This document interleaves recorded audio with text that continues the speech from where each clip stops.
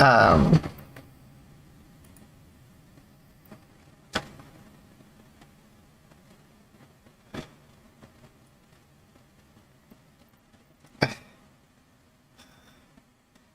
okay. Sorry about the music not working. And I just realized I was talking the whole time and people couldn't hear anyone else, but they could hear me. Oops. Well, time to start the show.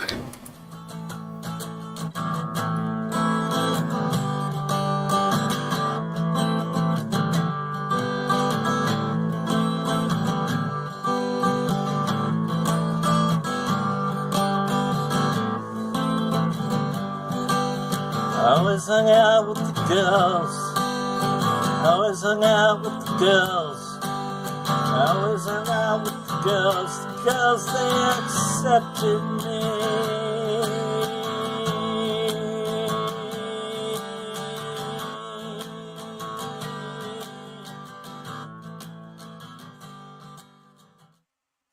Hi, and welcome to the Fluid Voice. I am the regular host, Ozma In The Dark. The live closed captionings are not always the best. I see I'm now a killer host. Interesting choice. But I utilize she, they pronouns for death metal, apparently. And I have some sort of Romulan background and Ghostbuster type shirt, and I'm a white chick with brown hair. I am here as usual with Christy. How are you doing, Christy? I'm doing fine, and with medication, I'll be regular again someday.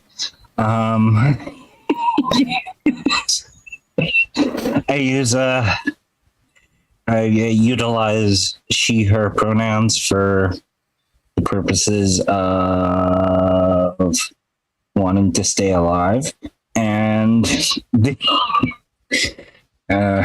that's a bit grim. And that's it. I'm doing better, and I'm sorry to everybody for my health problems recently. First off, I don't think you need to apologize to other people for your health problems. Your health problems are your health problems. I need to apologize to people for the fact that live closed captioning is only picking up my voice. I'll fix it to make it better when I figure out how. Anyways, I am also joined by Perfict. How are you doing, Perfict?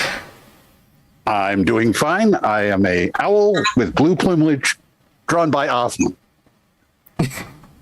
Yes, and we have and I use he, him pronouns. Oh, yes. And we have a wonderful guest this week, Biological Riley. How are you doing? I'm doing fantastic. And she, her pronouns as well. And today's topic is going to be movies, TV shows, or did I say TV shows? Movies, shows, and purpose. And I'm just... Purpose was added in there because oftentimes when I hear descriptions of movies and TV shows, oftentimes the question of what is the purpose of this particular artwork? I don't know if that's just me or just my assumption. I don't do reviews. I think the thematic purpose is one of the most important things that a story has for going for it. So I agree. Yeah. Yes. So I guess we usually start with opening thoughts. My general thoughts are. I've gotten a lot softer with movies. I tend to be a fan of a couple things. One is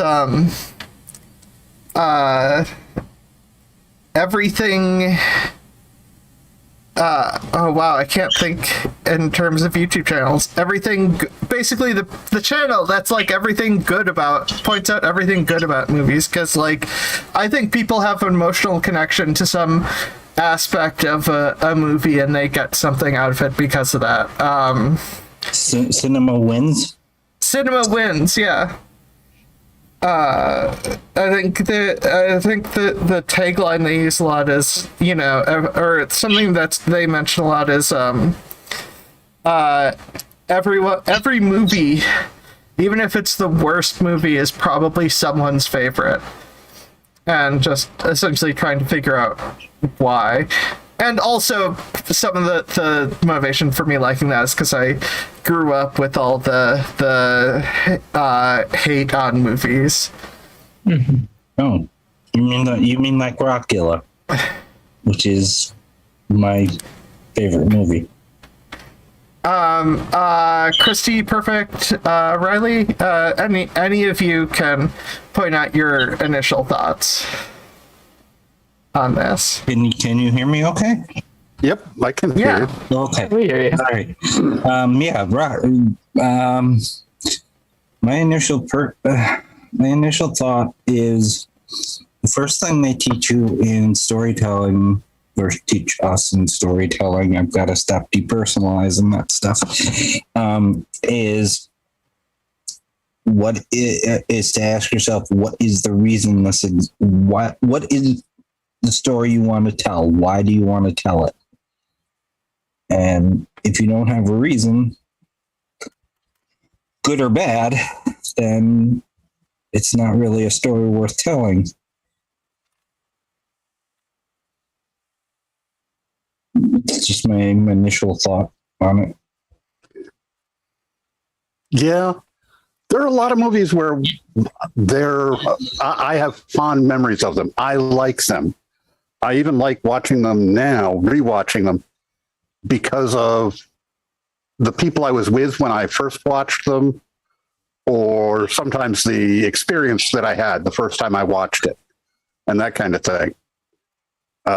Some movies don't hold up against that in some cases. Avatar was a great movie to watch in the theater, in the you know, special format, the IMAX thing. But it simply does not hold up when you try and watch it later. And it doesn't even evoke that experience. So that doesn't work always, but it does work sometimes, which can mean a movie becomes a favorite of yours, even though it's kind of drag. Riley, what are your initial thoughts?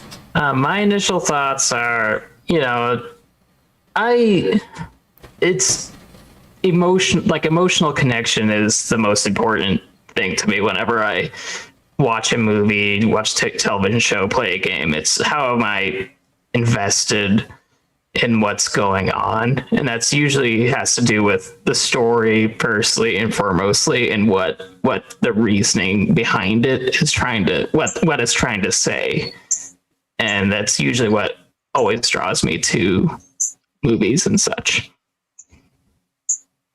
Yeah, and in terms of things, I think an important breakdown with this is does actually relate to purpose, because you have oftentimes there are a couple main types of films. You have very artistic pieces, and you have popcorn films. I don't know, maybe that's just my thinking.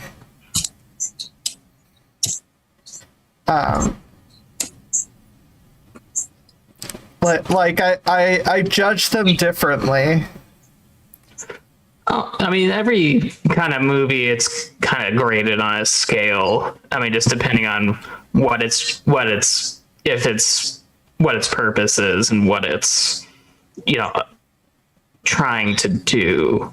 I think everything kind of, like if you watch like a silly comedy that's funny but doesn't really have that much to say versus something that's a lot more serious but you have to kind of grade them on a separate scale as to what its objective is and does it accomplish it. Yeah, I mean, I can see that. I just yes, and there's obviously to some degree any review is going to be subjective because finding an objective way to make an emotional connection is incredibly difficult, or to avoid emotional connection because so many people are different. Mm-hmm.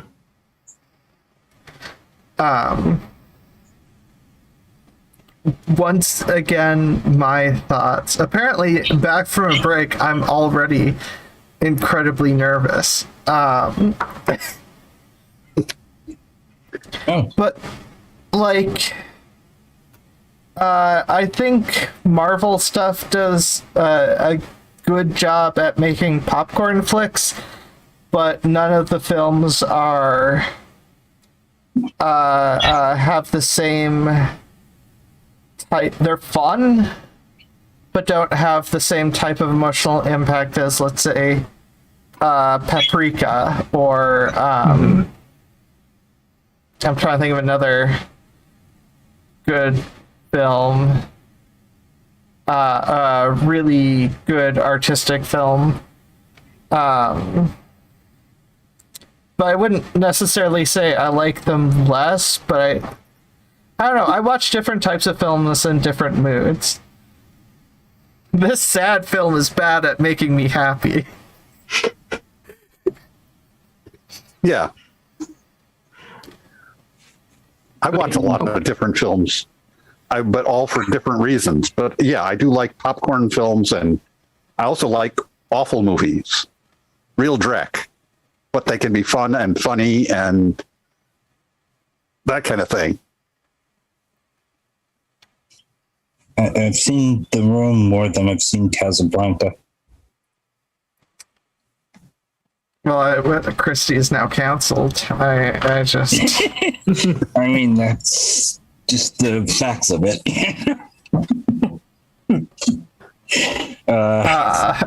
I've seen Troll 2 more than Vertigo. Yeah. Oh. But I love Vertigo, so... Yeah, Same. M points out nostalgia is a hell of a drug. Yeah. Telling me I'm still rocking my Slipknot shirt. I am the world's foremost defender of cringy new metal. Wait. Slipknot is nostalgia now? Did I miss something? 90s to 2000s new metal is back in style a little bit. Wait, what? Exactly. I didn't know they were new metal.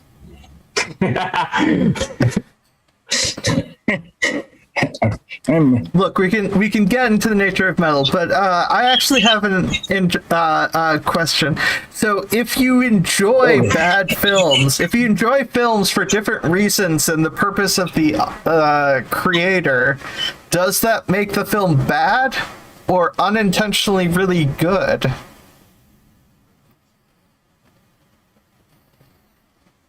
Yeah. I don't think art is I think there's a death of the author. It is Troll 2 secretly a genius comedy? That would depend on whether there was a genius behind it who intended it that way, actually. And Okay, you got maybe not genius comedy,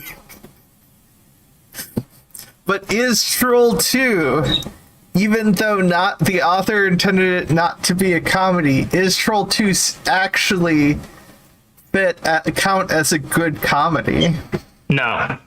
but it is funny. It is really funny, but I think you have to gauge what they were trying to do versus, how it came out. And even if something that is objectively good, is misunderstood by the audience, you can still see the skill in a lot of movies, like even like stuff that's stuff that's good but not great because it doesn't necessarily land. You can still see this technical ability behind it, but you'd still have to, with something like Troll 2, it's like I don't really see the technical ability, and that's kind of why it's really funny, just because it's just such a mess. Yeah. Well, to go with The Room for an example, because the only thing I'm remembering about Troll 2 is that still of the kid screaming. So, Oh my god! What's that line? It's they're gonna eat me. They're eating them. Then they're gonna eat me. Oh my god! that's the one. That's not even the line I remember. The line I remember is the line I remember most in that movie is think about the cholesterol, because it makes me laugh, because they can only kill them, if they eat meat. If they eat bologna sandwiches, it'll kill them, and the monsters just think about the cholesterol. And it's just I just lose my shit every single time. Okay, I probably need to actually watch that movie for the humor.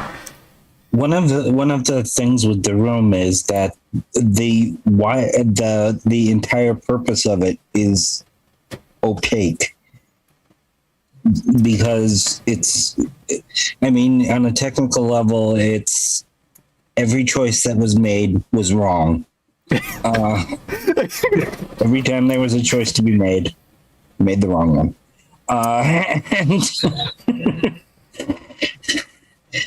And I don't care about the acting so much, because I care more about story, but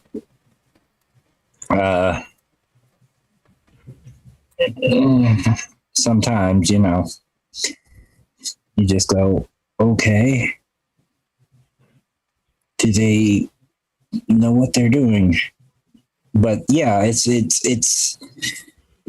I find it more fascinating when you have no idea what they were thinking. No, and you can't possibly know, because it doesn't track.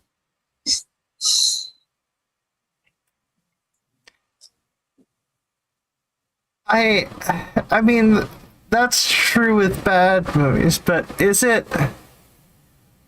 So the real question is, because bad movies are funny, are mediocre movies the worst? Yes. Sorry, I'll follow that up.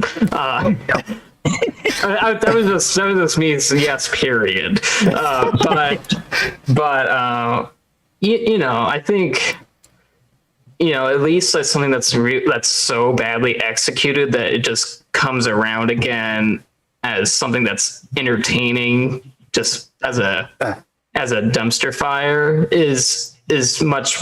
has much more watchability to it than something that's just like average, run of the mill, mediocre. Because you just always forget. I mean, speaking for myself, I always forget like anything that's like just in the middle of the pack. I'll always remember Troll 2 from the bad side, and from the good side, maybe like Lord of the Rings. You'll remember those.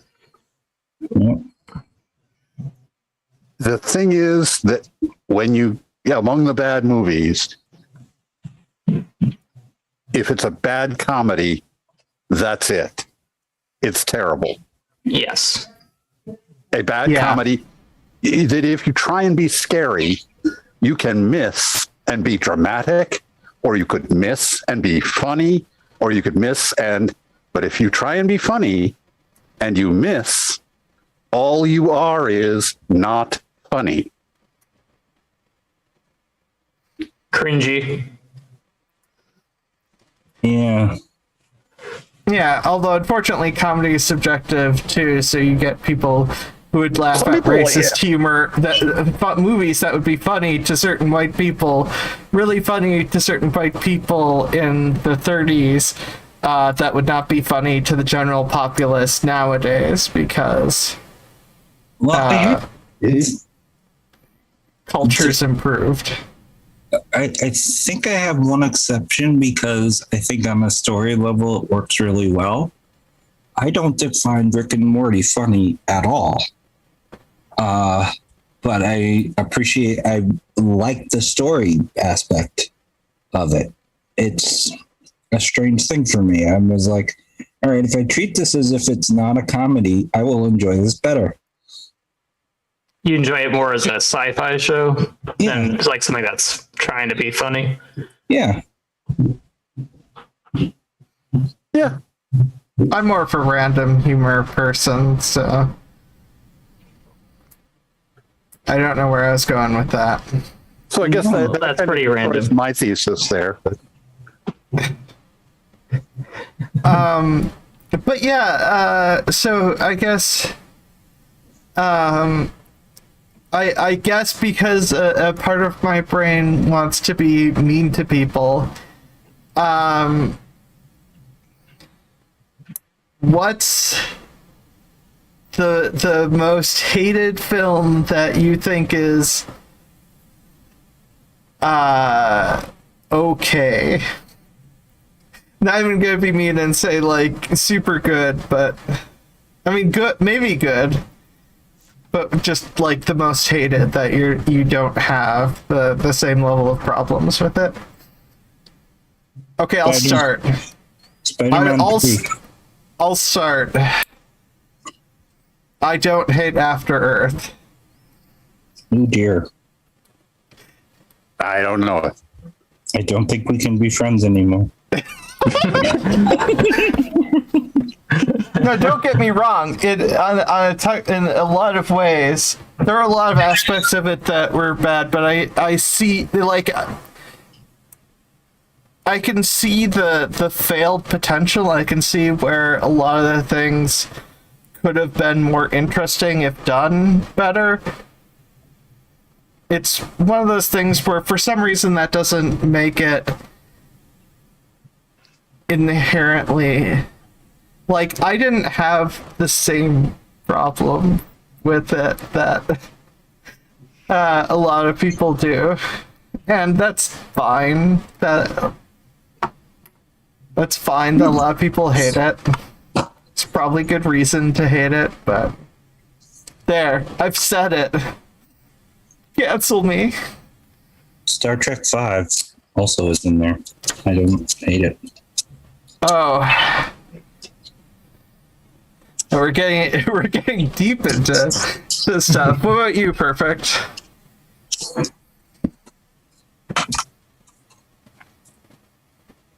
Oh, do we lose I it? don't know.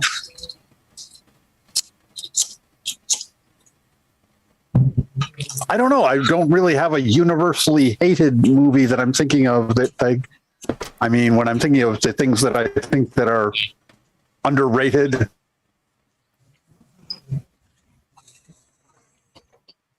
I come up with movies where I go, they're halfway Nemesis and things like that, where I go, oh, it was kind of direct, but there were things that I liked about it, and and poking fun at it for what it was doing. There was another one with the same guy, and I can't remember the name of it,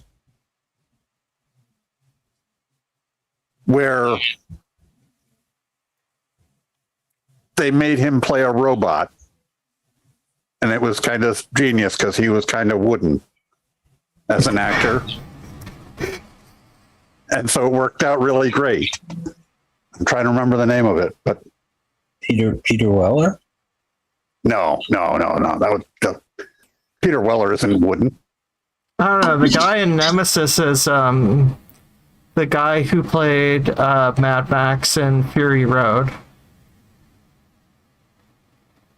The guy who played Picard's clone in Nemesis. Why do I know about Nemesis? I have not seen Nemesis. Yeah, I find that a little bit amazing. Yeah, it was one of his earlier roles. I can't think of. Why can't I think of his name? Tom Hardy? Yeah, Okay. Tom Hardy played Picard's clone in Nemesis. I have not seen Nemesis, so I'm kind of like, just, I'm not part of the club. It's Yeah, okay. I haven't seen it either. Last one I saw was First Contact. I think I've seen all the next gen films, although I really hated not all of them, but the third one especially. I think it was the third one. It's on a planet and something life sustaining energy. Yeah, I knew where you were going. I can't remember it. I can't either. Okay, my Google Who is good. Automatic is the name of the film I was thinking of, So Riley, where Oliver Gruner plays a robot. So mine is, I was going to say Spider-Man 3, but Christiane kind of said that earlier.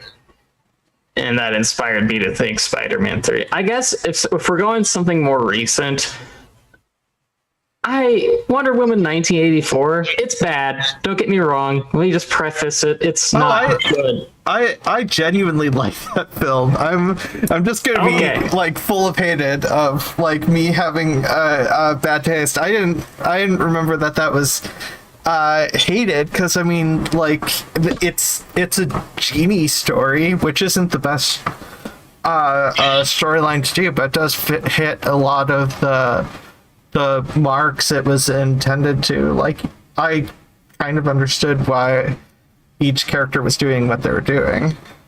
I mean, sorry,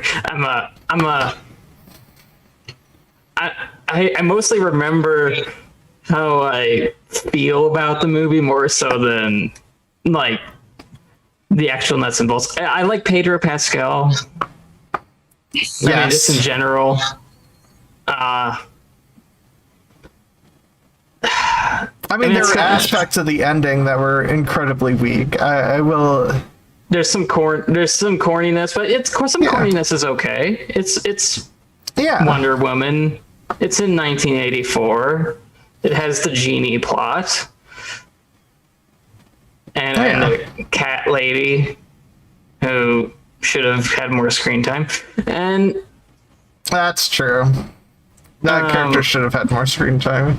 I think like now that I'm kind of thinking about it, it's some of the editing. Like, I feel like there was a lot of stuff that happened in post-production. At least that's the impression I got from how it was cut together. Yeah, I can see that. The editing was not ideal. There's some films that are just like ridiculously good. And you're just like, no, that's so clean and perfect. And then there's some films where you're like, it feels like I'm jumping around a lot. It feels like what the narrative was supposed to be and what it is was originally supposed to be and what it is at the end. It just kind of feels like it's been like taped together with like this little scotch tape. Yeah, and it looks like they're trying to do too many things. Like there wasn't a clear focus. There was a lot going on in that movie. I mean, you got oh, go ahead. Yeah, I think I was gonna say something about them needing an excuse to have Chris Pine back. The invasion of the body snatchers. Yeah, but it's Chris Pine. Yeah. That did make me uncomfortable. Like just the. Yeah, We're not gonna address that. We're not. No. It's weird. Yeah, that whole, like, it's one of those things where there are things where I'm like, I get the idea that you're going for in terms of the emotional dealing with death. However, that's a terrible way to tell the story. Yes. There is Not okay. you will be surprised knowing my Wonder Woman obsession that I have not seen it. Oh. Yeah. But That is a surprise. From what I understand of the Trevor thing, that's actually from the comics. That was done in that was done although in there can be bad early, ideas in comics. Oh yeah, but it was done in the early '80s, so somebody was trying to tribute that and took something that shouldn't have been ever thought about again. BB mentioned enjoying Star Trek IV: The Voyage Home. Well, yeah, I think a lot of people loved that film. I'm sure that has problems as well. But now I'm stuck obsessing about transparent aluminum again. Yeah. That's a separate problem. Look, I play Star Trek Mod and Space Engineers, and transparent aluminum is a resource I can manufacture. Beside the point. Yeah, so I think in terms of I feel like I had something else to say. What movie stuff? Words. I don't know, my brain. Forrest Gump is a good story that holds up, and it's tragic and touching, and ableist. Incredibly ableist. Yep, and that you go, it's, and the technological feats in the movie are really, they hold up over time and so on, and it's really ableist, and it has a rape scene. Yep. I mean, you can have a rape scene. If it's for the I was story. watching it, it hit me, and I was like, "That's really fucked up," and that kind of thing. So there's movies that one would hold up a whole lot, but then you go, "Wow, it's just also really just horrible in so many other ways." Well, are there any other movies you can think of where they do that to you, where you go, "This is a good movie in so many ways," and then it's just got parts of it that are so horrible that kind of spoils it for you? Any trans movie. Pick one. I'll go any movie that has has like a multiple personality killer or someone of the such. Then they wear like women's clothes, and it's what? Yeah. I mean, like I admittedly still do like Silence of the Lambs. I still like Psycho because I think there's still some merit to them. Then that makes them good watches. But when I watch certain scenes, especially of Silence of the Lambs, like that, I just get really personally uncomfortable, and not for the reasons the filmmaker intended. Yes. No, I really like Silence of the Lambs and Psycho as well, because I think those are just really well put together films, and just yeah, they have a lot of merit. They're good with the suspense for the most part. Silence of the Lambs more than Psycho. Oh, you got modern techniques with that. Yeah. The well, as for Forrest Gump is, I'm going to go on the record and say I never liked that movie. The only thing that prevents me from actually hating it is that I despise the book. I'm trying to think of a movie that has stuff that, because I mean obviously there's stuff that ruins it for me with movies, or at least sours an aspect significantly. The closest thing was something I wanted to talk about anyway, since it's already on my mind, which is what I was going to bring up before, which is in terms of ideas not implemented well, which are frustrating. So Loki learning to love himself with a sort of weird twincest thing in the Loki TV show, not a fan of. I'm just gonna say it. I mean, I realize it's the alternate version of Loki from a different universe. But just not a fan of that, and also having a first gender fluid character have a weird sort of storyline like that. I don't think it's helpful for representation, but they always do that in tiny. Marvel always does that in tiny bits that are easy to throw away. Yeah. And always tends to do it very wrong. But yeah, that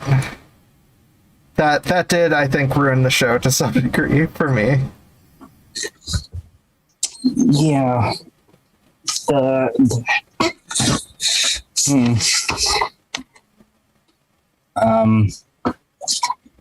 See, my brain is now on Wonder Woman comics. See what you did to me? Specifically Wonder Woman comics of 1984. So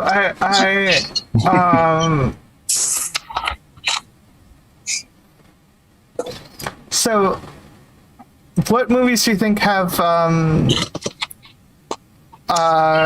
really gotten their purpose out and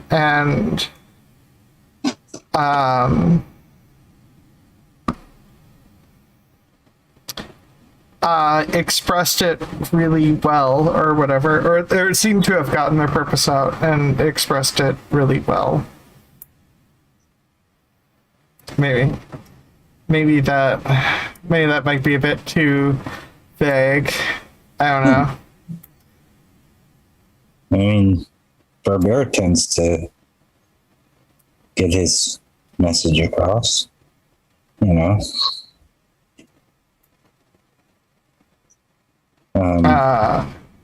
Sorry, who? French filmmaker. I like French. I don't like it because I'm being arty. I like it because it's naked people being sad.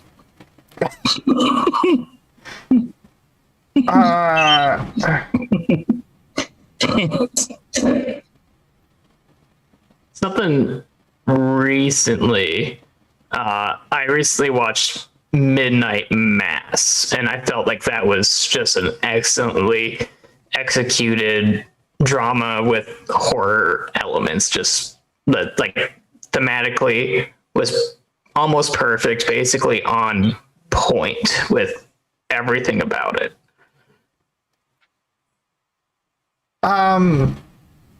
Yeah, I haven't seen that film. I might have to check that out. It's a Netflix miniseries, but Curses.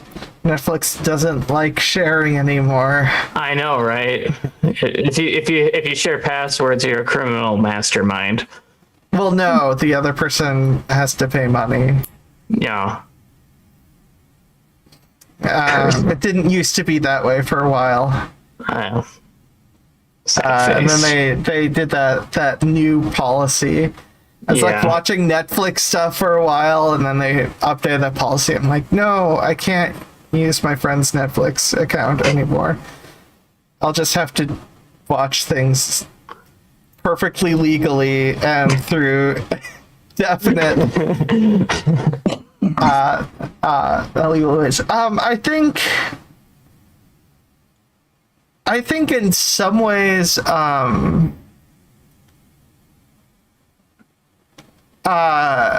Alien, to some degree, got. I think that movie kind of got its message across because a lot of it was about trying to express the idea of rape and rape being bad, and guys getting raped, and also going against some aspects of gender related stuff. I don't know. That might just be me, and that might just also be the only one I can think of off the top of my head, because I don't look too much into stuff, but I'm a huge fan of the original Alien movie.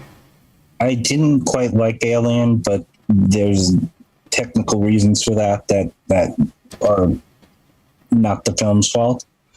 But once but I mean, the one thing that is all Alien films is no doctor, no person who wears gloves in that film knows how to take off gloves properly. Oh, well, there is that. No, the technical reasons has to do with how I saw it. It's like trying to remember Lady Hawk because they didn't have the right filter on the lens. So it's like on Lady Hawk, they didn't have the right filter. Yeah. Oh. When I saw it, not in the movie itself. It's not the movie's fault. Oh, you're saying when they were put it on the projector, they didn't have the right. Yeah. Okay. So, but once I read about what O'Bannon was going for, I was like, okay, I absolutely respect that and think you accomplished it. So, yeah. So the rape metaphor is definitely supposed to be there. I mean, I guess if I want to be, I guess Mad Max Fury Road did accomplish the director's vision of making a film that could be watched without any noise or whatever, or like not with no dialogue, without understanding any of the dialogue. I think that was the purpose of it, and because everything's conveyed very physically, it is easily to understand that without paying attention to the dialogue. And also, it's an amazing film that I love a lot. Yeah, it's like even like the way it's filmed, like just the way it places its shots. It just like you can tell what it's going for. Yeah, and it's and it's all just conveyed through motion. Mm-hmm.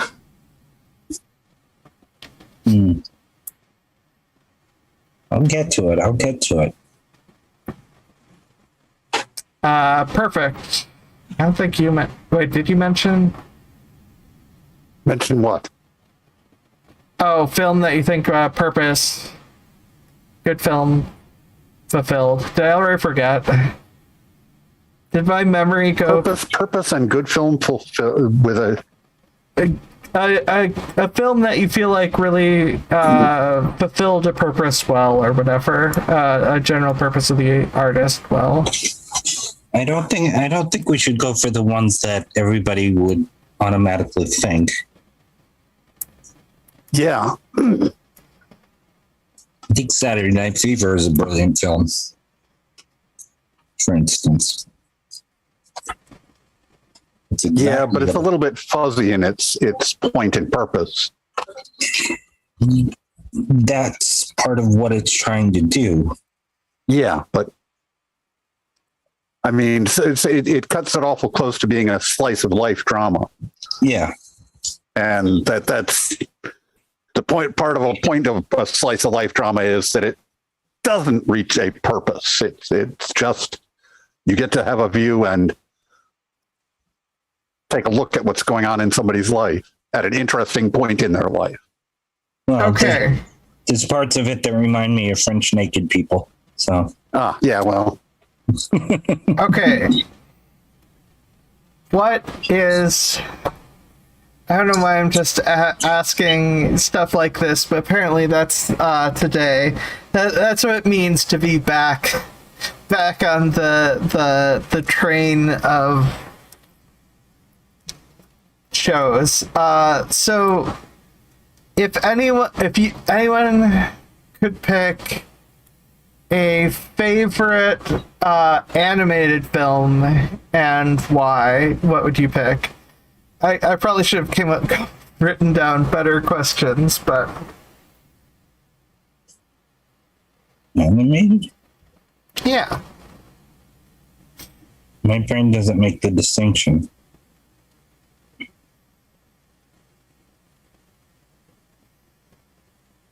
Well, Bambi had a big impact on me. Princess Mononoke. Damn it. Always stealing mine. Is this what I get for like waiting in the background? Just gonna say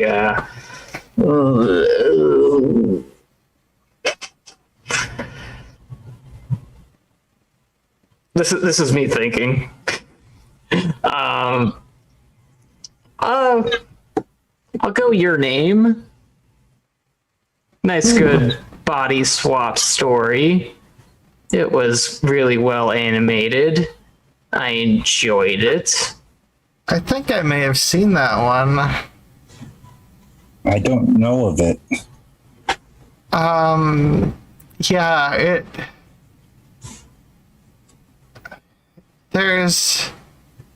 there's a lot of body swapping, and you're not sure if there's a time. I can't remember enough of that plot, and I don't know if I could answer it without potentially spoiling stuff. It's a body swap movie with a lot of sci-fi fantasy nonsense, like real world sci-fi fantasy nonsense going on. I mean, would you call the Japanese movie called The Iron Man animated? If it's animated, yes. Well, it's kinda. Is it just still images normally, or what? I don't know. I find very few people who've managed to sit through it. So it's a body horror. I really liked Ghost in the Shell, and I haven't seen the live action version that they came up with, but people have liked that. But I mean, the issues that it brought up. So I think it's a tough choice for me. So I mean, so if we're talking about the film I like overall the best, Paprika, I saw it in the theater. Some like random theater was playing it. Because it was in very select theaters. Because it's an anime, and that film is just so trippy and with dream stuff, and I just, on a visual level, I love it, and it's just very twisted and enjoyable. But the film that has the strongest direct impact of a scene for me is the 2001 animated version of Metropolis. Ooh. The ending to that always makes me cry. I can just randomly play that, and it's like because they use like 30s music or whatever, and it's just I can't stop loving you, and then all that stuff plays. Like, I am in tears. That film is just and it's based off of drawings by the person who did Astro Boy. Did the potential setup to the film, but wasn't made until I think after after that person's death or something. I can't remember. Yeah, it's also loosely based on Metropolis. The 20s film, silent film, which I have not seen. No, I saw the version with Queen. Yep. It was a very interesting time. It's Now, of course, saw Heavy Metal the way you're supposed to see it, which is I got high beforehand, and then I went to a theater where they were doing a midnight showing in a huge theater with a huge screen, a theater so big it had a balcony. And other people were getting high during it, so I also got high during it. Because I went, well, if they're smoking in here, I guess I can. And I mean, that's just how rules work. right. Rules work. See? And I mean, and that was an experience, a whole experience that went with Heavy Metal, midnight showing, on a screen so big you have to turn your head to see all of it. I did 2 of those things. I won't say which 2.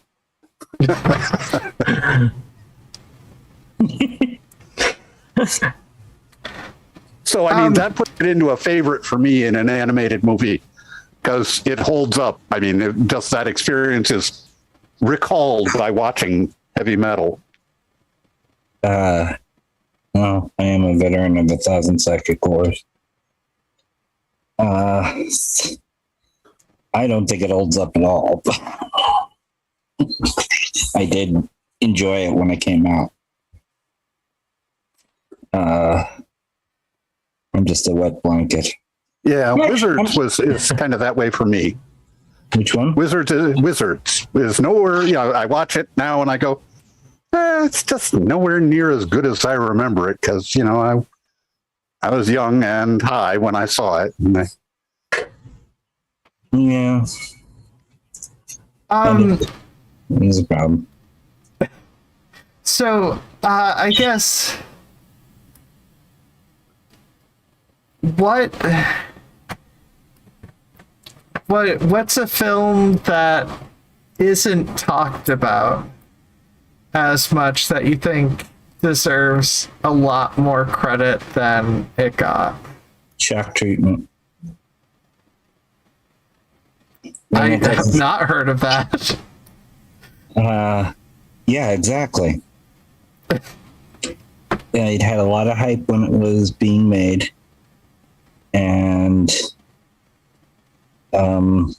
because it's a semi-sequel to Rocky Horror, and everybody was like, what the fuck is going on here when it came out? And if you watch it now, it's actually better. I mean, technically, on all fronts, it's a better movie than Rocky Horror, but it's better than it was when it came out. Now,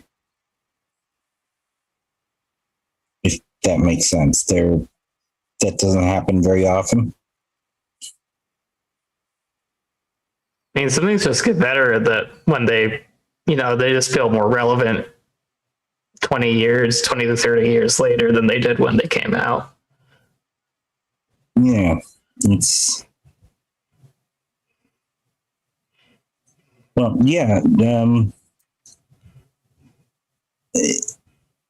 of those. I don't tend to watch movies that aren't musicals more than once. I can count which ones I have. But that's because my memory is kind of like what it is. So I get to do a lot of variety, but Shock Treatment is a musical, and I've seen it dozens of times at this point. So BB mentions I canceled Netflix after Dave Chappelle, which is That's fair. fair. Yeah. Yeah, I'd that is fair. Yeah, I don't begrudge anyone who has canceled Netflix over stupid bullshit like that. And that's me calling Netflix on their stupid bullshit, not the So, in terms of, for me, in terms of obscure films that I don't think are talked about enough, that might be tough for me because I watched film snobbery stuff for a bit in the early 2000s. So I don't know if it's not talked about enough or if it's talked about too much and I'm just not hearing about it. Like Pi, for instance. I liked Pi. I liked it a lot. I really liked Pi too. I just, is that not, I don't know if that's not obscure enough or if that's something everybody No, talks everybody about. hasn't seen it. Or Okay. talks about it. Yeah, see, I don't even know what you mean by it, but now I'm hungry. Not that Pi. Yeah, it was, Everybody likes pie. I know what movie you're talking about, but I have not seen it. oh, it's good. It's very low budget indie, made with the least amount of money possible, shot illegally in some parts. Oh, you mean that Pie? Yes, I have seen that Pie. I was for some reason I was thinking Life of Pi. Oh, I haven't seen that.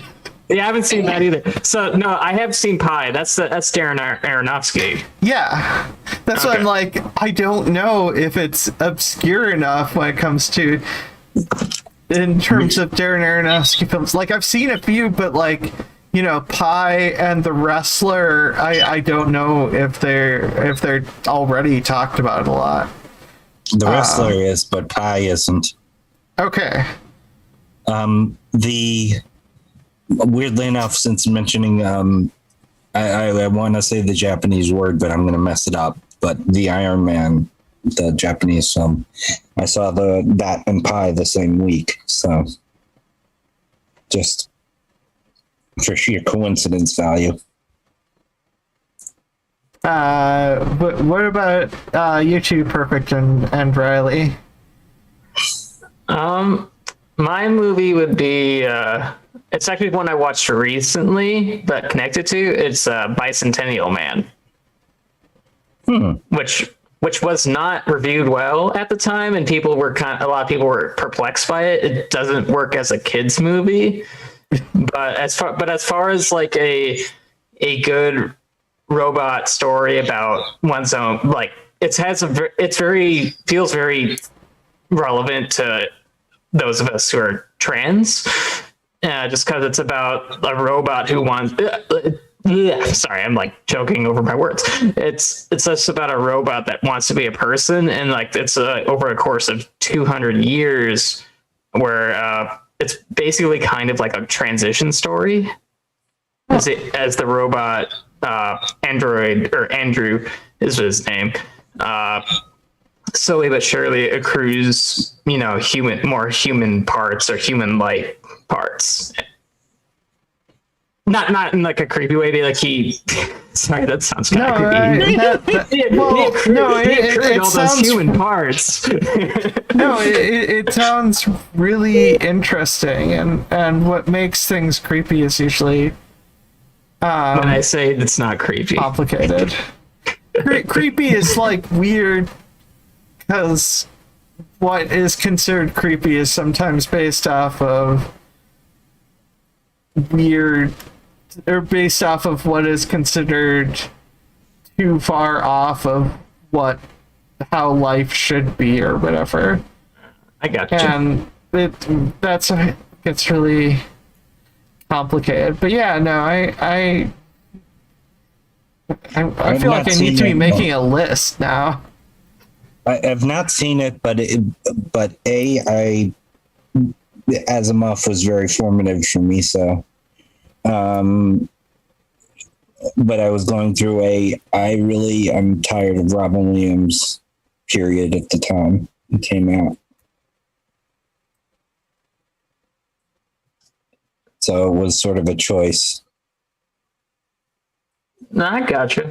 I mean, sometimes, an actor or actress is overexposed and has been in a lot of things, so it makes sense.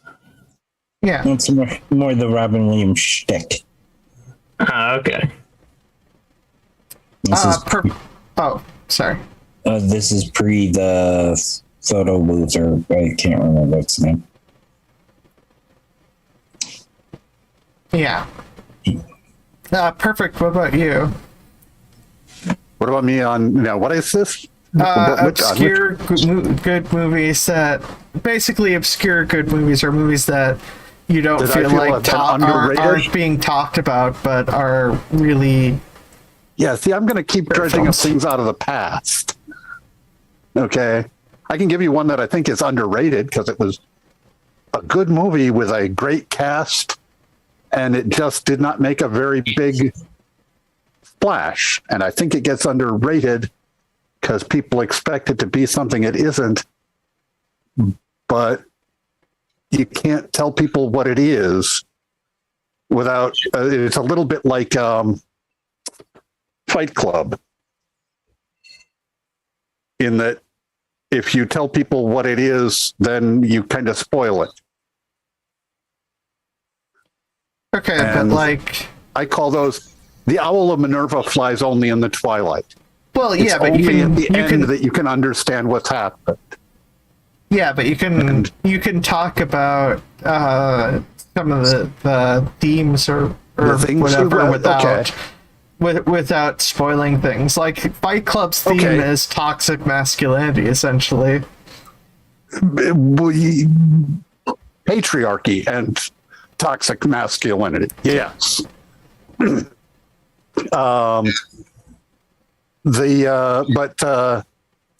Name of the Rose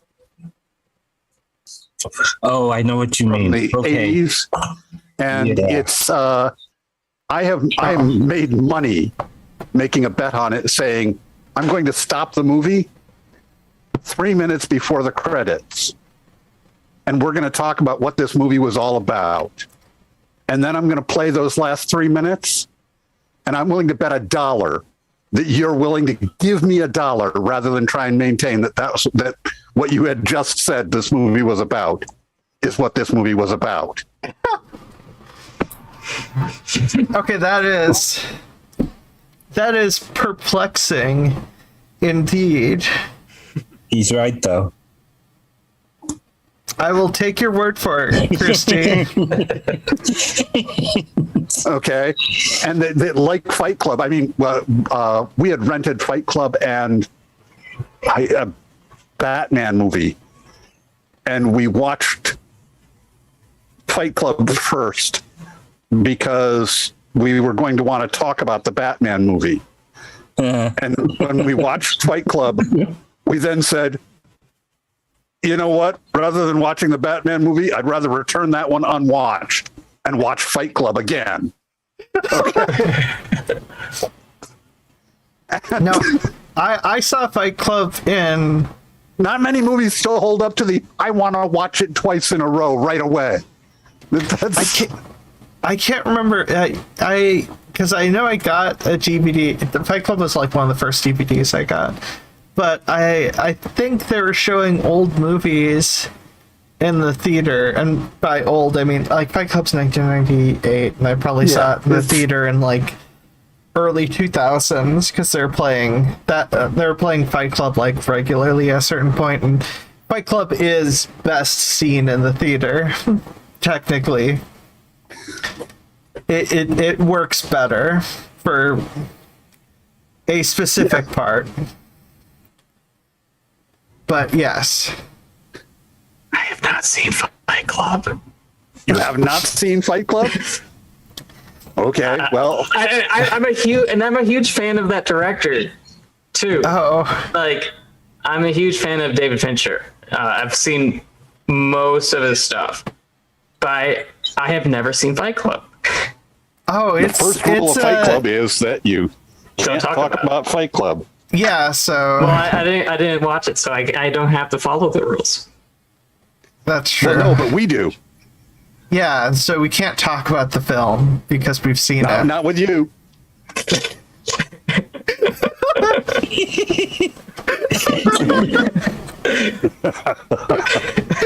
But it's like you're going to go out and rent, not rent, but you'll find the name of the rose somewhere. It's worth watching. And it's worth watching. It's a good movie that has got a cast of character actors that's as long as your arm, including Ron Perlman when he was not anybody, and it was Christian Slater's first film. Eh. Well, Christian Slater is pretty good. I mean, Christian Slater's Christian Slater. I'm just gonna obsess about Ron Perlman. No, well, if you go and just look because at Ron Perlman says enjoyable things on Twitter. oh, but yeah, but watch him do Hand of God, and that was a little series that they did, and he's really an amazing actor.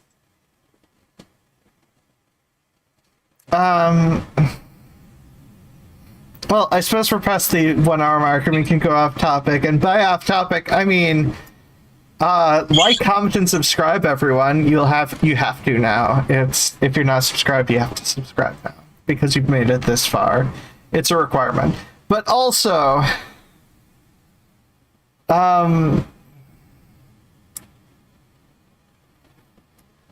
Yes. who do you think is an underrated actor? Da da da. It's just.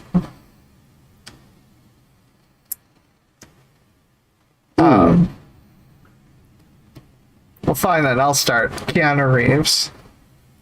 I didn't know he was underrated. Yeah, his acting is generally considered bad and wouldn't, but I think he just doesn't inflect in the same ways.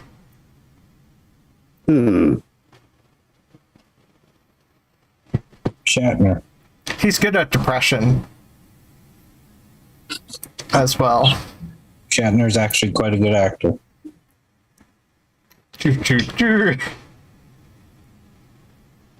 Perfect and Riley.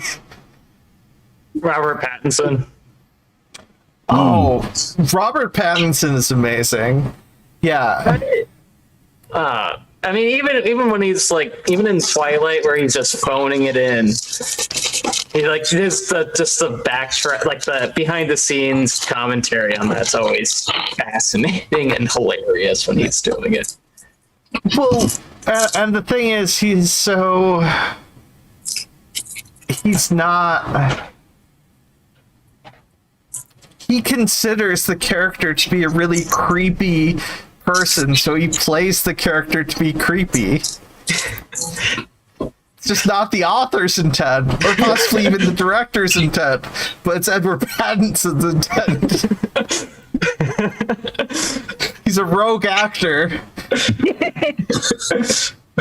Rein him in before he emotes again.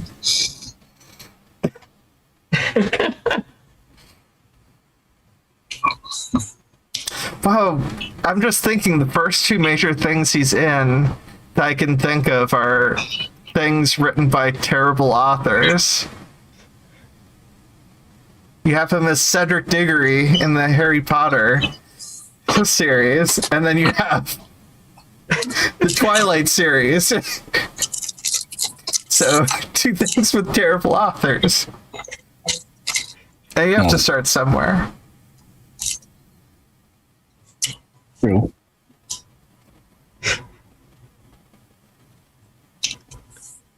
Or you could just skip all the way to the lighthouse.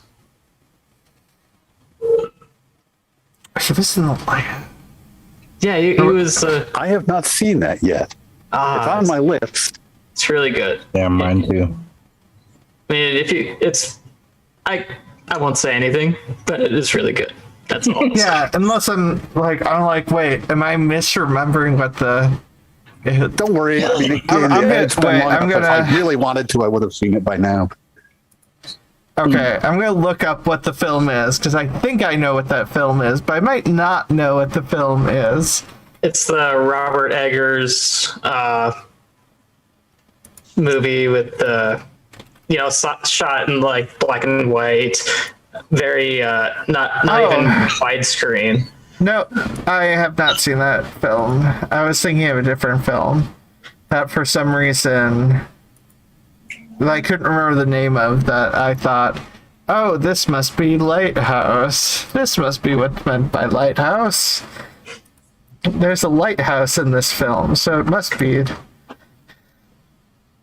That must be the name of it. Let me... No, it's called the Batman movie.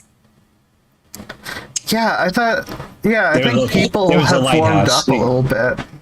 There was a lighthouse with two characters called Mr. and Mrs. Lighthouse Keeper in Batman 66. So... Wait, is that the racist one? What?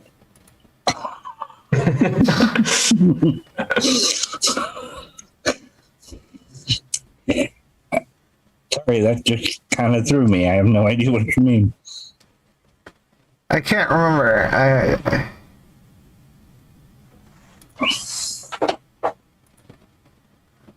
Also, you said Lighthouse, and my brain went to Shutter Island. Oh. Which is a Scorsese film. So everyone was required to watch it.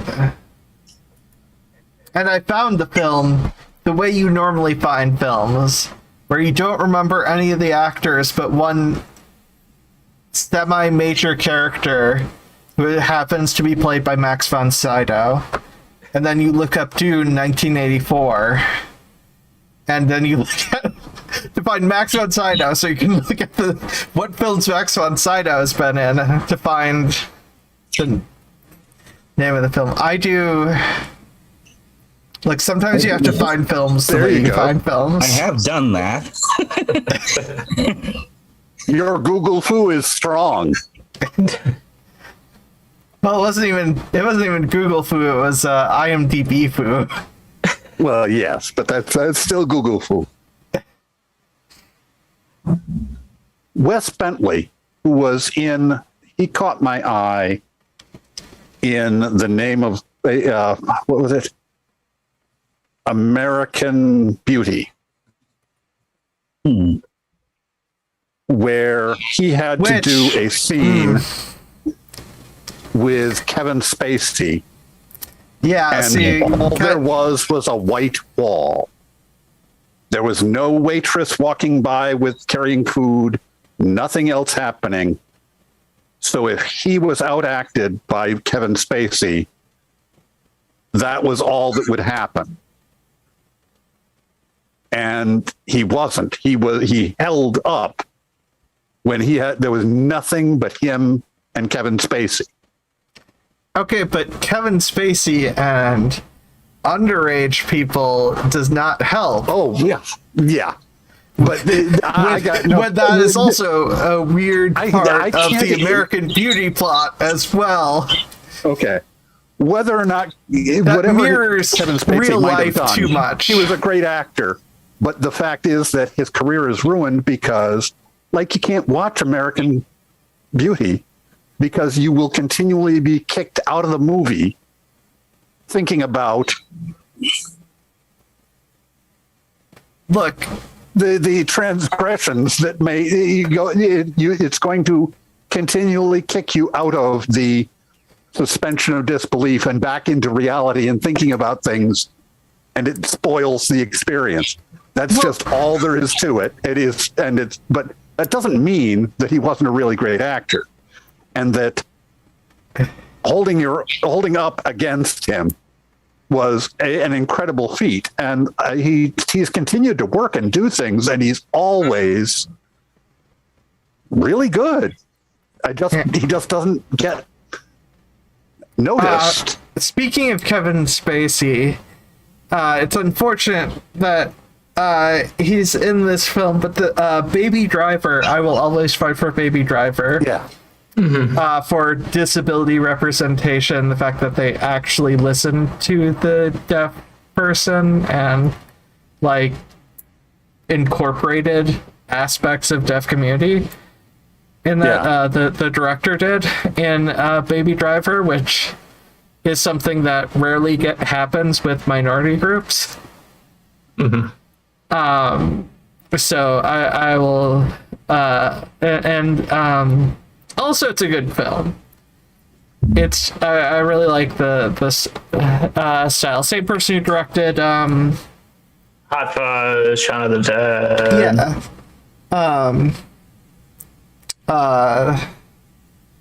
The film based off the comic, the Canadian comic, Scott Pilgrim versus the World. Yeah. I've seen none of his films, and I regret that. Baby Driver is definitely a worthwhile film to watch. It is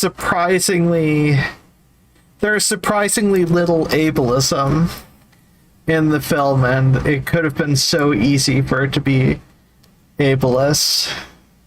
Like super ableist, and it didn't do most of it. I mean, like Kevin Spacey's character is ableist, but like, and some of another likable. Yeah, like the jerk. There are a couple of jerks who are like super ableist in it, but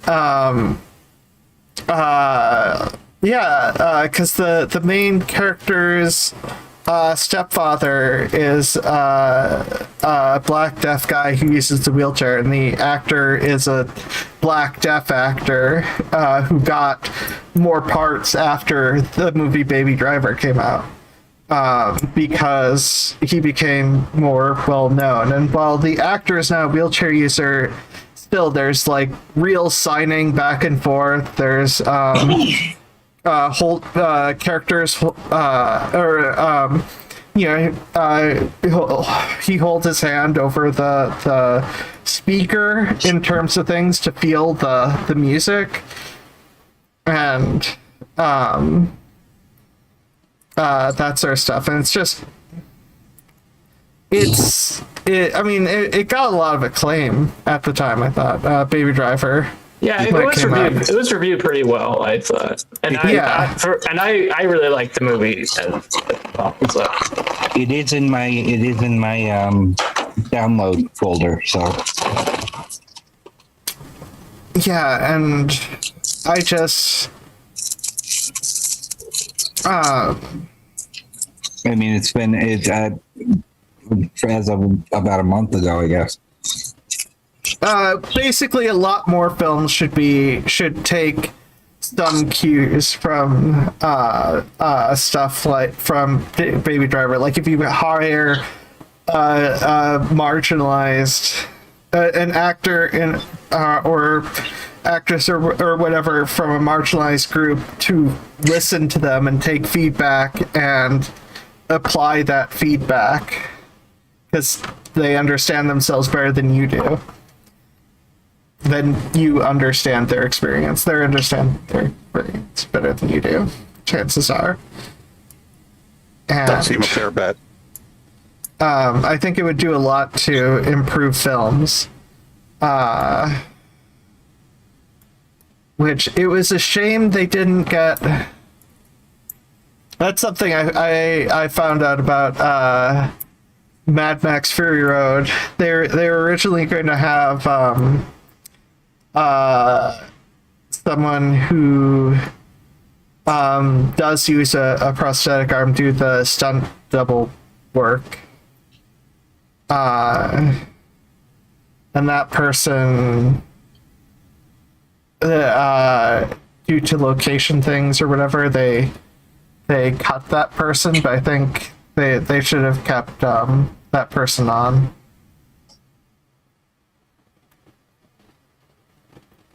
Okay. Unrelated thing. I love Mad Max Fury Road still, but yeah. Wait, you like Mad Max? I did not know this. Yeah, I like. You know what's funny? I haven't seen Mad Max 3. I think Can't we get beyond Thunderdome already? I've not seen Thunderdome. I've seen Mad Max. I've seen Mad Max 2, The Road Warrior. I've seen Mad Max Fury Road. I don't know why I haven't seen Thunderdome. I think just because like we feel like because I'm in the same category. I've seen Mad Max, seen Mad Max 2, seen Fury Road, but did not see Thunderdome. I think it's just the reputation it has that's kind of always just kind of put me away from it. It's like it feels like it's like, at least from our cultural osmosis, it feels like it's the least necessary, but I still feel like I need to watch it just to say that I've seen it. Well, I think the other problem is cultural osmosis is not always the best way to assess Exactly. anything. And also things change based off of culture because as much as people hate the prequels, which I get why people hate a lot of the prequels, but like there's a whole subplot in there about democracy falling apart into authoritarianism, which is hard to ignore the ways that actually applies to real life. I mean, the Star Wars prequels are fascinating to an extent, like just as you said, the democracy falling. It's interesting and how it upends the notion of the chosen one narrative on some level. And there's some good things, and that's the thing about like any film, well, not any film, but a lot of films you can find good things even if you don't like the film overall. Yeah, there are things that you can like from films. I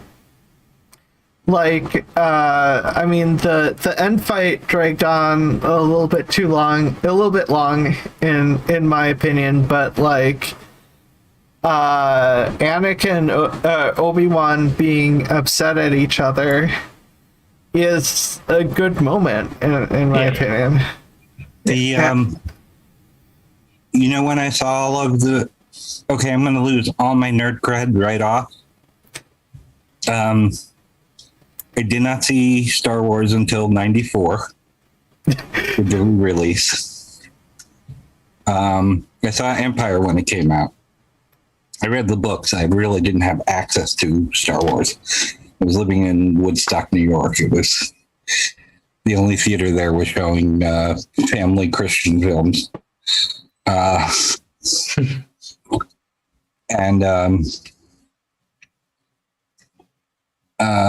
didn't see the Star Wars trilogy until '94 when the re-release.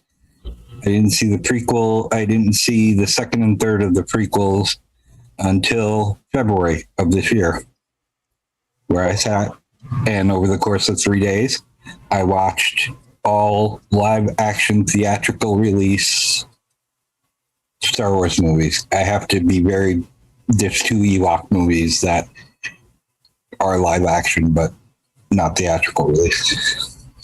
So I saw the Christmas special when it came out. Which is, I've never actually seen the Christmas special. I've seen people make like reviews of the Christmas special, joke reviews of the Christmas special, or just like watching through it. I think there's the Christmas special is where Boba Fett is introduced, I believe, technically. Yeah. And I think I think you're right. I think I remember that. Yeah, that was where he was originally introduced. Yeah, it was before Mark. Yeah, because that would have happened in between A New Hope and Empire Strikes Back. 'Cause that was before Mark Hamill's car accident, I think. But yeah, he's looking quite fine on that one. Looking fine. Yeah, and I'm just like, I watched almost all of the Clone Wars TV show. I say almost all because there's one episode I refuse to watch because it's the most Jar Jar Binks focused, and I'm like, nope. I actually found myself just going into them as they are. I didn't dislike any of them. Yeah. I thought the video game battle between Obi-Wan and Anakin was a little bit too long. The speech is the sand speech is really stupid. And I always laugh about the sand speech. Well, I mean, like, if you compare it to, because like these are like the prequels are okay films. If you compare, but they're okay films that tried to go in like their own direction, so they weren't middle of the road in terms of the boring middle of the road. They're middle of the road in that they tried things. But like if you compare like the prequels to like Troll, is it Troll 2? Troll 2 is the good one. I mean, the quote unquote one that everyone should see. Is everyone. Yeah, like if like Troll 2, if you compare it to something like Troll 2, which is just terrible, it's not like they're not like that. They're a different sort of thing. In some ways, After Earth is closer to stuff like Trolls 2. In some ways, in terms of some of the aspects, I just weirdly connect to some of the story elements and themes of After Earth. There was few stuff here and there I didn't like. Empire I liked, period. I thought Empire was brilliant, but I knew that. So that's the only one I thought was, and that has nothing to do with me being the only person who remembers who Lee Brackett is. Lee Brackett, sorry. She wrote the first draft of the script, then died. And the novelization, which I'd read before I saw the movie, was written. Donald F. Glutt actually tried to write very much in a Lee Brackett style, and I thought that was kind of sweet. None of that stuff is important. There were bits and pieces I didn't hate, but I thought it was dumb. The very, very last scene of the very last movie. Although I get why it was done. I just thought it was clunkily handled. Yeah. I enjoyed the after the 7, 8, and 9. Yeah, I'm fine with them. Those are strangely those are very divisive, and some of it relates to the corporatization and the fact that they weren't Star Wars has always been to some degree popcorn films, but also seem to have like an attempted deeper purpose in elements of it. Attempted would be the right word. I don't know, and I can see how some people would feel like, because 7, 8, and 9 do kind of feel a lot messier, because we know that there was a lot messier issues with some of the aspects of creation. But like, also, look, I enjoyed 9. I did too. I am a huge fan of The Last Jedi. Yeah. That's one of my. It's one of my favorite ones. Like, it's probably my second favorite behind Empire. But 9, no, not for me. Yeah, Not and that's for me. fine. That's totally fine, because Yeah, like, Oh yeah, I mean, if people enjoyed it, that's their business. I don't remember. Attack of the Clones is episode 2, right? yes. Yes. Yeah, so it's basically the middle of each trilogy is awesome. I thought Attack of the Clones was quite good. It was the best of that series, and Empire, of course, is brilliant, and Last Jedi was the best of the last 3. And I kind of like Solo and the one where you knew they were all going to die at the end.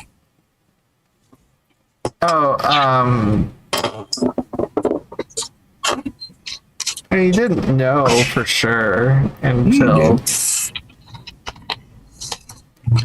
Rogue One. Yeah.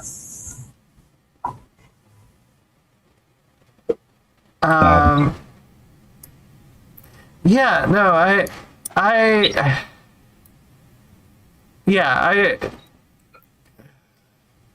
the thing about films is I'm generally relatively good at finding good stuff, because I think that's what more so I've been doing, but I also am aware that on a technical level, some films make bad choices. Yeah. Well. And so I also can kind of agree with that. I'm currently a centrist with films, which is probably makes my position sound really awful for a lot of reasons. So I'm not for politics. I don't know. Me and Jesse are having a very slight argument over the relative endings of BSG and How I Met Your Mother. So I didn't quite like the ending of BSG, Battlestar Galactica, and you didn't like the ending of How I Met Your Mother, which I did. Yeah, and I didn't watch How I Met Your Mother. Battlestar Galactica. It was okay. I didn't mind the ending of Battlestar Galactica. It wasn't like, I minded the last scene. I mean, some things are cheesy, but It was the last scene, and it was the last scene. I mean, I can see why you wouldn't like that. I take it you don't mean the old Battlestar Galactica Sunday evening television. No, I've never seen the ending of that. Yeah, no, the newer Battlestar Galactica. We didn't watch TV when I was growing up. I think it was this- Twilight Zone or Star Trek, and I wasn't interested in Star Trek, which has changed. I think the start of Battlestar Galactica is the strongest part in some ways. It has a really good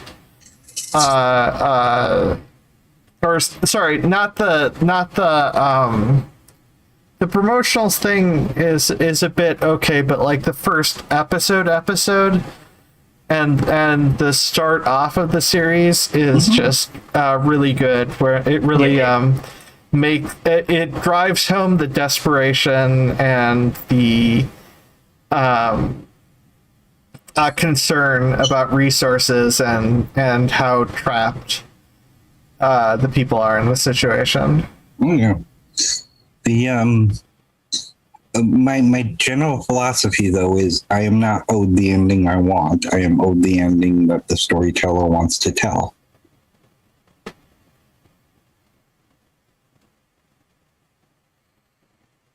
Which means I have a lot more patience for a lot of endings that a lot of people don't like.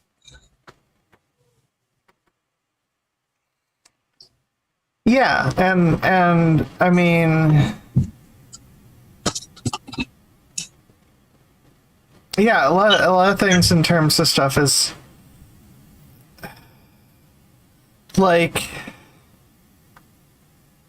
What happens when the author leaves you with a write your own ending? Then you become the storyteller. Yes. There you go. Yeah. This is what fan fiction is for. Yes, fan fiction is glorious and must be protected at all costs. Yes. Out of curiosity, Riley, has your interest always been reviewing movies, TV shows, and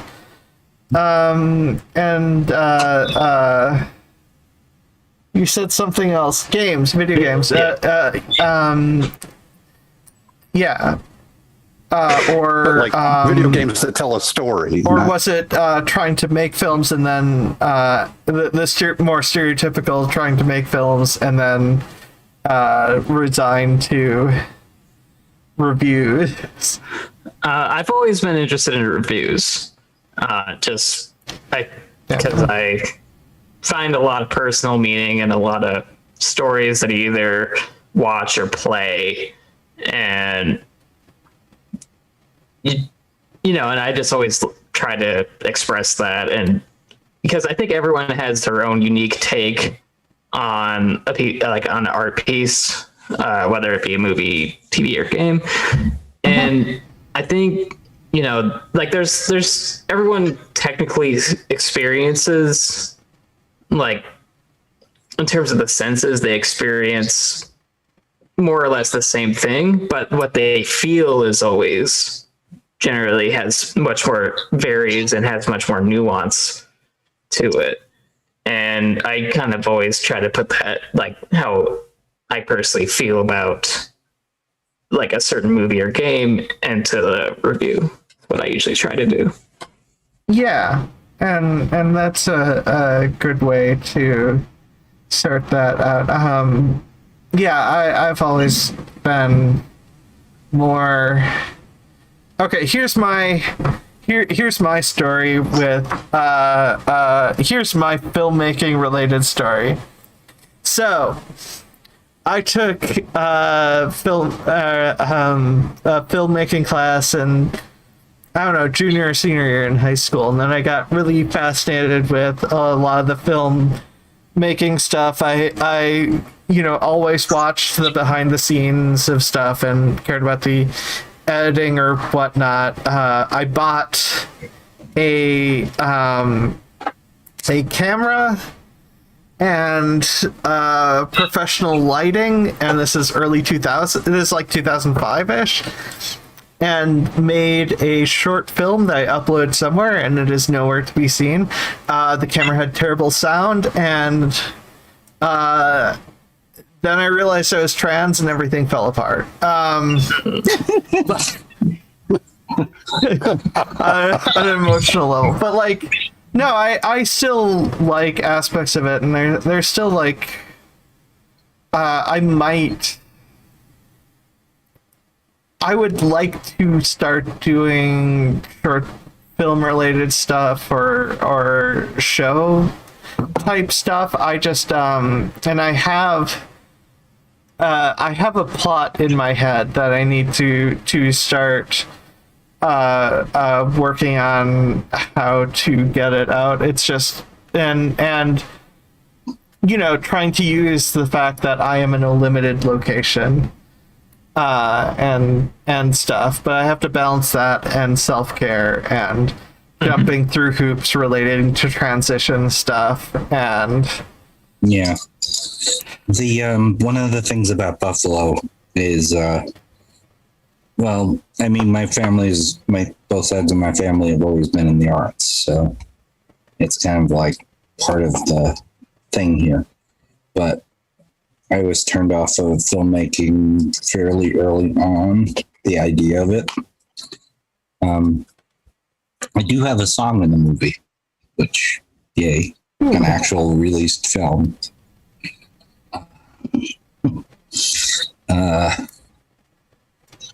I helped with the fight choreography in a Star Wars fan film, which has my dead name, and dead name also misspelled. So now but my mom worked for Harvey for a bit, so she stopped suddenly, and we never talked about acting or films again. oh, And she won't tell me why, but I can guess now. oh wow, we are running long. We're actually past when the ending is supposed to happen. So Yeah. Biological Riley, where can people find you? Is there anything you want to promote? Absolutely. So I have a YouTube channel, Biological Riley, And that should be down below? Yes. Or I'm assuming. Yes. So Biological Riley on YouTube, I do essays, and then Twitter, which is also at Biological Riley. Yes, those were I found those ones, so those are promoted below. Okay. Yes. Success. Yeah, is there anything like in terms of wanting to promote, is there anything special you're working on that you want to promote, or is it just more of the stuff that you do on your channel in general, since you do reviews? Just more of what I do in general. The one thing I'm working on now is a second part to a Stranger Things 4 video essay, which is about PTSD, themes involving PTSD. So that's kind of what I'm working on currently. That sounds interesting. Perfect. Wait. Before you leave us, Riley, you have to give us one. So here's the thing.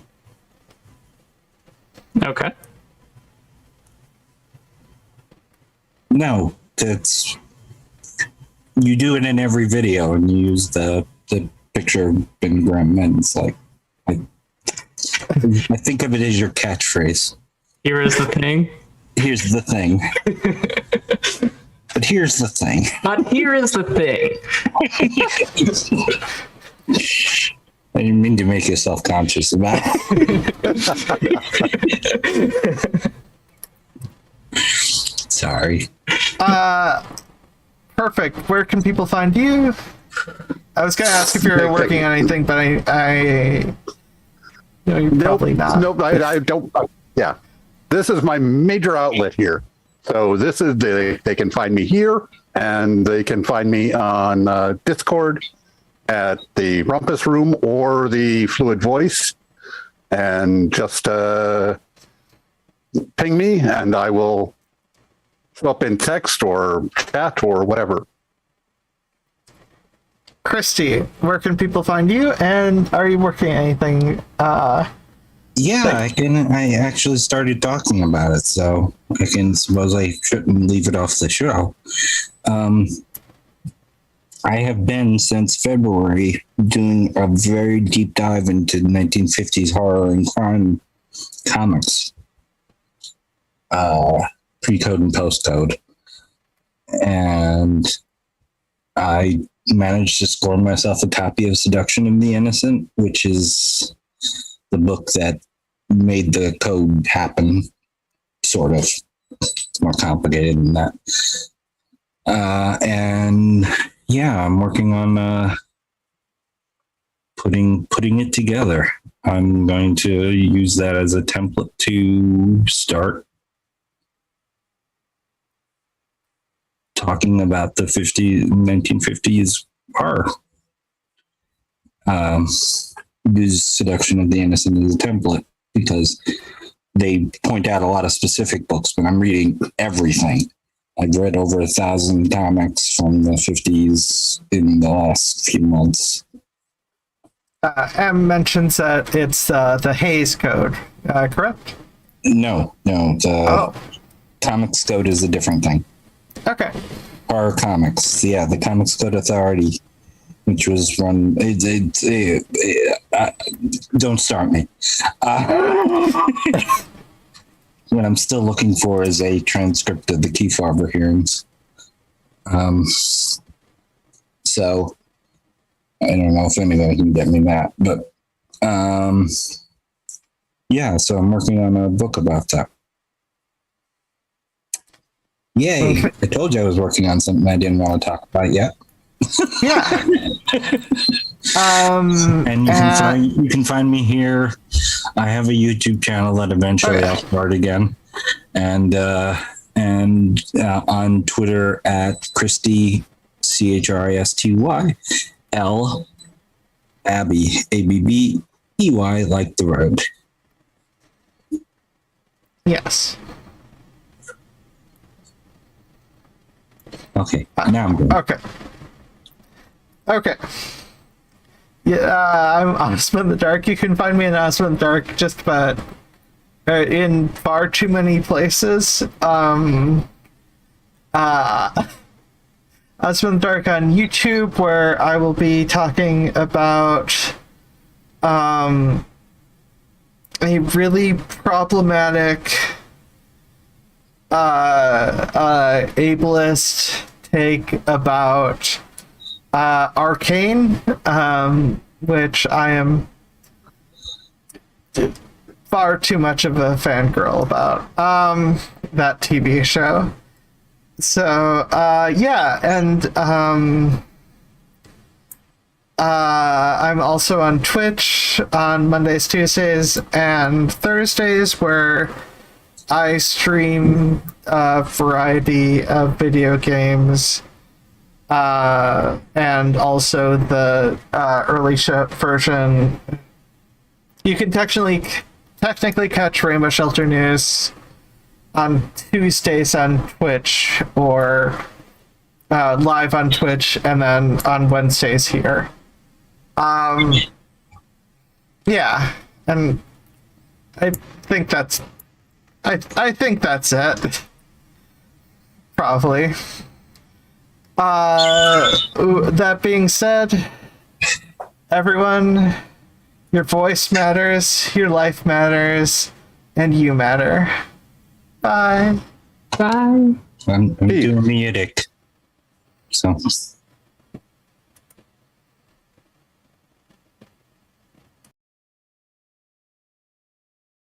Oh yeah, I forgot there's a song here. You guys are not live, but I am. But I feel weird about the fact that I forgot to get the song, so I'm just gonna keep talking, despite the fact that the song, because there isn't a song.